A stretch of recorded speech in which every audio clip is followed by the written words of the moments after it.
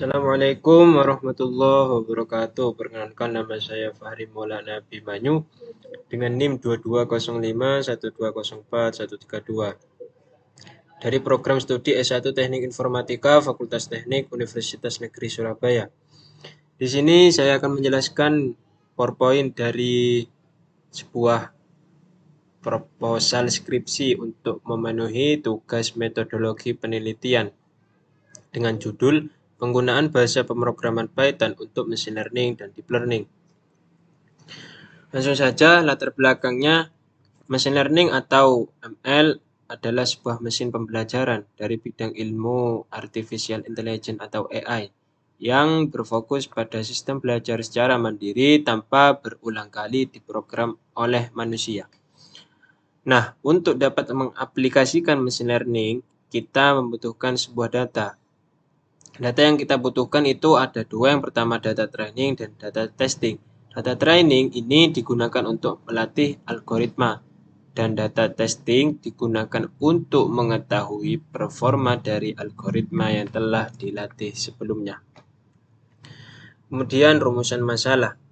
Yang pertama, apa saja keunggulan dan kelemahan Python dibandingkan dengan bahasa pemrograman lain dalam penerapan machine learning dan deep learning? Yang kedua, apa saja tantangan yang akan dihadapi dalam mengimplementasikan Python untuk berbagai skenario machine learning dan deep learning di dunia nyata? Dan yang ketiga, bagaimana Python dapat digunakan secara efektif untuk mengembangkan model machine learning dan deep learning?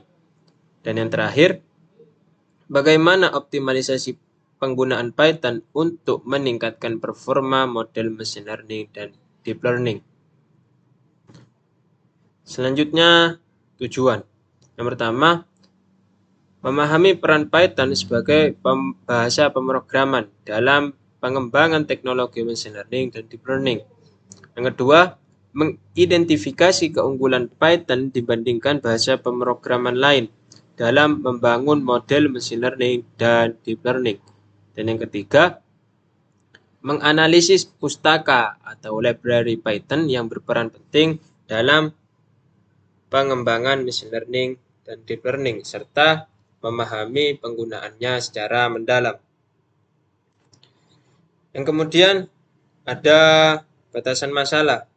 Batasan masalah ini ada 3. Yang pertama, pembahasan hanya mencakup penerapan Python dalam bidang machine learning dan deep learning, tidak mencakup penggunaan untuk keperluan pemrograman umum lainnya. Yang kedua, studi kasusnya atau implementasi ini hanya mencakup bidang-bidang tertentu seperti pengolahan data, pengenalan pola, atau pengenalan citra. Dan yang ketiga, pembahasannya hanya difokuskan pada pengembangan model berbasis Python tanpa membahas pengintegrasian model ke dalam aplikasi berbasis web atau mobile secara terperinci. Selanjutnya ada manfaat.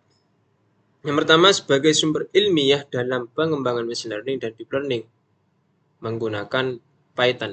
Yang kedua, menjadi acuan untuk topik penelitian dalam penerapan pembelajaran mesin atau machine learning. Dan yang ketiga, menjadi wawasan bagi penulis dan referensi untuk membacanya. Dan yang terakhir, penggunaan Python untuk machine learning dan deep learning menjadi referensi dan bahan ajar dalam kurikulum pendidikan. Selanjutnya ada tinjauan pustaka. Yang pertama, Python, bahasa pemrograman yang paling populer dalam mengembangkan machine learning. Yang kedua ada supervised learning, melibatkan data berlabel untuk model dalam pengembangan machine learning. Dan yang ketiga ada unsupervised learning, dirancang untuk menemukan pola tersembunyi dalam data tanpa label. Yang keempat ada semi supervised learning, untuk menggabungkan data berlabel dan tidak berlabel saat melatih model. Yang terakhir ada reinforcement learning, mencoba trial and error untuk memaksimalkan reward kumulatif. Selanjutnya ada library. Saya tidak jelaskan di sini di PPT, tapi saya akan menjelaskannya melalui video ini. Yang pertama ada NumPy. NumPy ini berfungsi sebagai matematika dengan kompleksitas yang tinggi. Yang kedua ada Matplotlib, merupakan library yang digunakan untuk memvisualisasi data. seperti grafik garis, batang, histogram, dan lain-lain. Dan yang ketiga ada Pandas. Library Pandas ini untuk menganalisis data dan tentunya struktur data lebih cepat, fleksibel, dan eksprensif. Yang keempat ada TensorFlow.